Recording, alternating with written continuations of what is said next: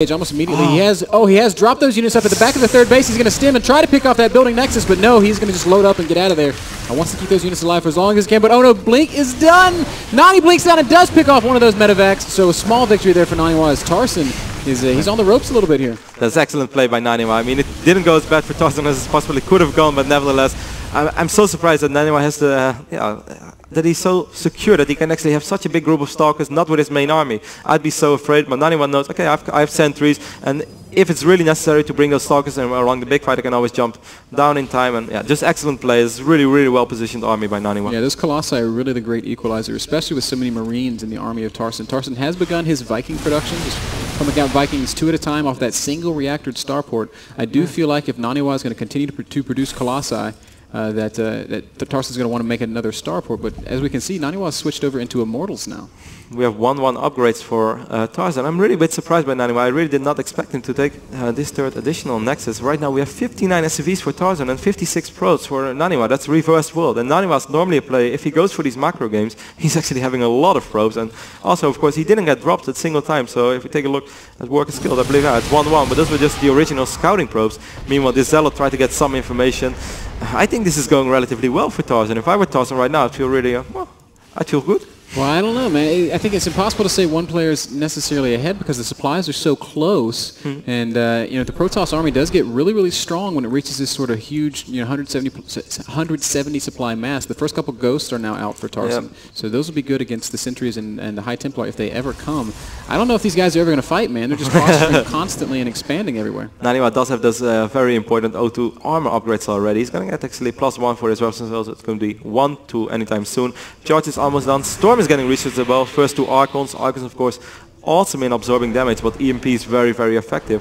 I do love to point this out. Factory over here and 1 Marine over here, making sure that Naniwa doesn't get a sneaky expand anytime soon. Excellent play by Tarson. Minor things, but super important. Oh, Naniwa pushing out through the center of the map. Looks like we might see a little bit of a fight here. A lot of Stalkers are there. There's a couple Colossi. There's the big Blink. I'm looking for the EMPs. Oh, great force fields from Naniwa. These Colossi are doing so much damage. I still think this is excellent for Tarson though. His army has so much DPS. The Archon's doing a great job, absorbing a little bit of damage, and Naniwa is actually retreating right now. Oh wow, the Immortals are going to fall. They can't escape from those Marauders with the concussive shell. Tarson, oh, but he's not going to push. He's not going to chase it. He's got a 30 supply lead, and he's going to sit back and back off. Is that the right move? I don't think he knows how far ahead he is actually right now, because this is a significant lead for a Terran player against a Protoss, certainly on a map like Shakura's Plateau, where you can move over to that third unprotected expo so fast. I mean, there are 0 photo cannons on the map as well. Storm is almost done right now, but we don't have any High Templars right now with energy though, and actually the new High Templars, they get morphed into Archons as well. So I think yeah, if Tarson would actually go for it right now, he could, but he wants to wait for Ghosts. I think he realized how effective those EMPs were.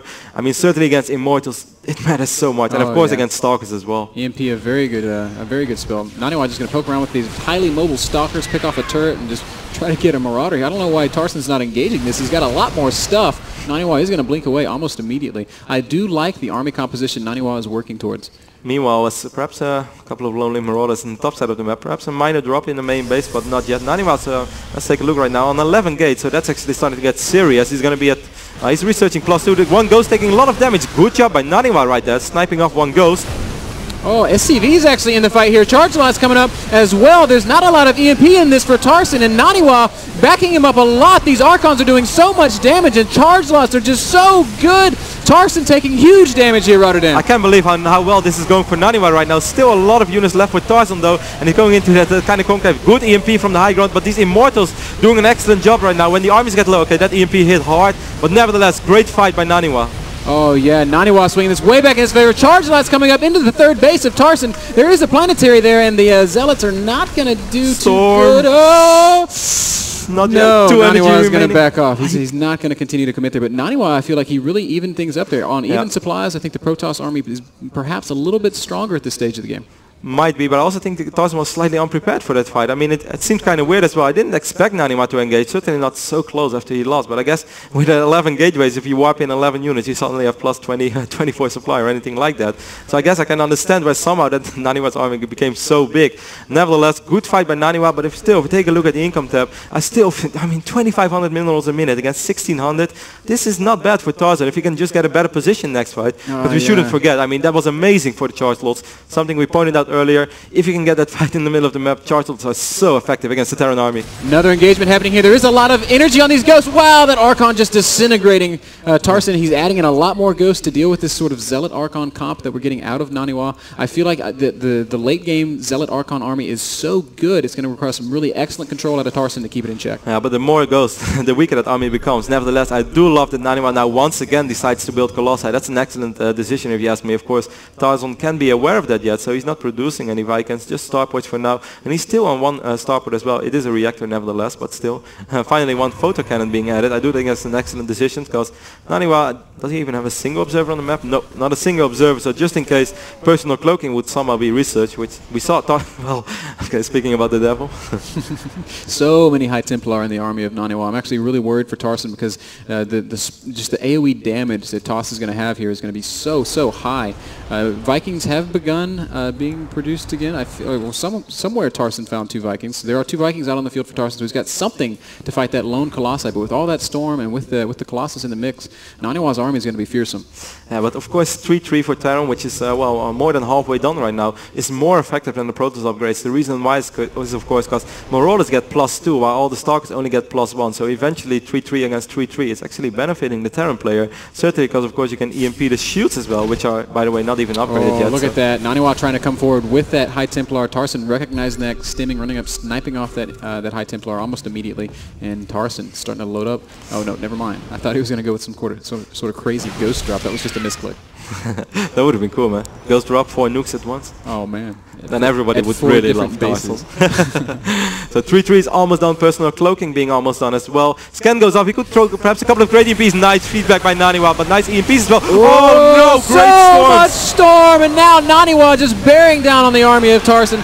The Vikings are going to pick off 1 Colossus, but Tarson's in full retreat. There's so many charge lots there, and I don't think Tarson really has anything he can fall back to. Naniwa's army is just so strong. And Tarson just EMP'd pretty much all of his medifacts, just 2 or 3 medifacts remaining with a little bit of energy. Nani's still at 153 supply. Of course, he has a lot of gateways. Those Immortals really tearing everything apart. A couple of lonely Marauders left for Tarson. Now just a bunch of medifacts. Nice blink by Naniwa. Oh, wow. Naniwa looking so strong here. 145 supply to the 97 of Tarson. Naniwa going to poke up into this 3rd base, and I don't think there's anything Tarson can do to save it. No, it is a planetary fortress nevertheless, but perhaps we still have a couple of High Templars. No, we don't. But we have Archons. Tarson is going to try to repair it, but it's just a matter of time before this planetary fortress will fall down. There we go. And a lot of the SCVs are going to fall down as well. Tarson dropping below 100 supply.